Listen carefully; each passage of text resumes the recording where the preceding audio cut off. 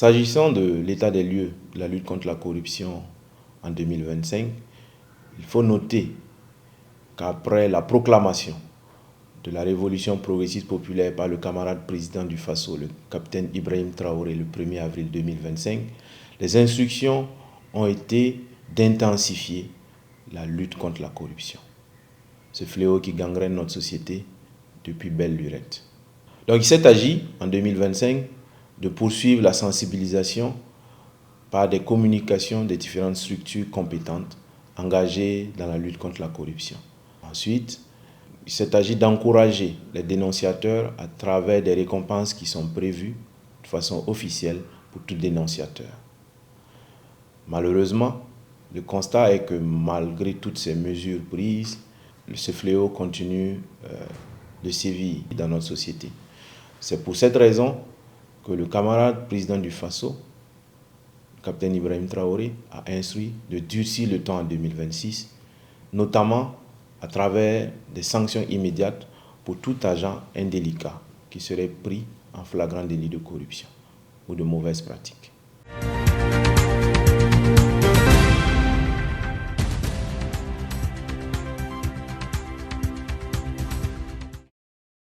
Au niveau des forces de sécurité intérieure, il faut noter qu'il y a des mesures qui ont été prises afin de réduire la corruption au niveau des contrôles routiers. Nous pouvons citer la dotation des cartes de réquisition Labal au profit des commissariats. Comment ça fonctionne cette carte de réquisition Labal?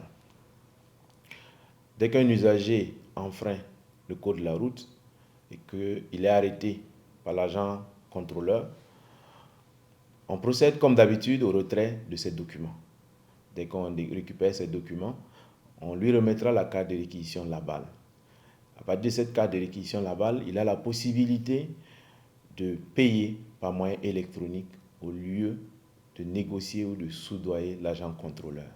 Ce paiement électronique se fera directement au trésor public, ce qui permettra de contribuer au renforcement des moyens de défense et de sécurité, au développement du pays et à l'amélioration des conditions de vie et de travail pour tous.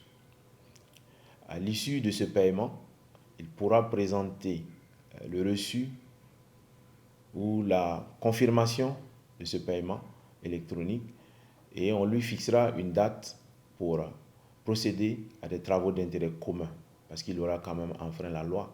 Même si l'engin ne sera pas mis en fourrière, au moins il va quand même s'acquitter des travaux d'intérêt commun pour qu'il puisse comprendre qu'il a fauté.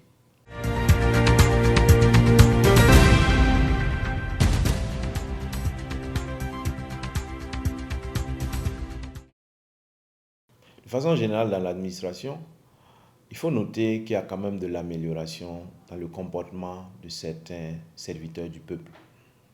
Malgré tout, il y a des agents récalcitrants qui sont abonnés aux mauvaises pratiques. Nous pouvons constater un peu partout la lenteur dans le traitement des dossiers, la négligence de certains clients ou demandeurs de services, l'absentéisme notoire et le retard observé de certains agents dans certaines structures. De ce fait, les moyens de lutte contre la corruption et les mauvaises pratiques dans l'administration seront renforcés. Il s'agira du déploiement d'agents commis à cet effet avec des moyens techniques pour établir les preuves de corruption et de mauvaises pratiques des agents indélicats. Ces moyens techniques ont déjà été expérimentés sur le terrain et dans les jours à venir, des vidéos seront diffusées montrant l'implication de certains agents de l'État coupables de corruption ou de mauvaises pratiques.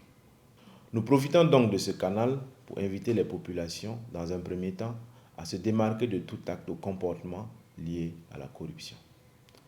Dans un second temps, nous les encourageons à dénoncer toute mauvaise pratique ou toute tentative de corruption auprès des services compétents ou en appelant le Centre national d'appel au 199. Nous sommes convaincus qu'ensemble, avec l'engagement et la détermination de toutes et de tous, nous pourrons vaincre ce fléau qui gangrène notre société.